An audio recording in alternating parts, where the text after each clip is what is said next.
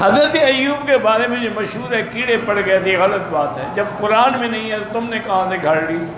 قرآن میں یہی ہے، رب انی مسنی الضر وانت ارحم الراحمین، رب انی مسنی الشیطان بنصب وعذاب، بس اس کے بعد حکم اور خود برجل ہذا مختصر۔ یہ کہنا کہ نبی کو کیڑے پڑ گئے، یہ نبی کی توہین ہے، توبہ کریں۔ اللہ کے نبی کا بھی سایہ تھا، اللہ کے نبی انسان ہیں، وہ اولد آدم ہیں، عبداللہ کے بیٹے ہیں، آمنہ کے لال ہیں، وہ نور جن سے نور سے تو نہیں ہے، تو بشر ہیں۔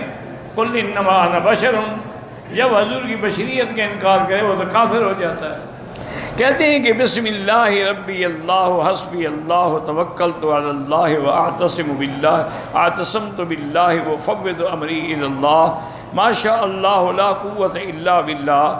کہ علامہ سیوطی نے یہ خواب دیکھا تھا کہ وہ بیمار ہیں اور آخری وقت میں ہیں، حضور اور صحابہ شہداء پرندوں کی شکل میں آئے اور یہ دعا پڑھنے کے لیے کہا۔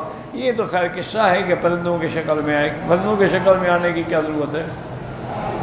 اگر آنا ہی تھا تو پھر اپنی شکل میں بھی آ سکتے تھے۔ یہ اگلی بات تو غلط ہے، دعا ٹھیک ہے۔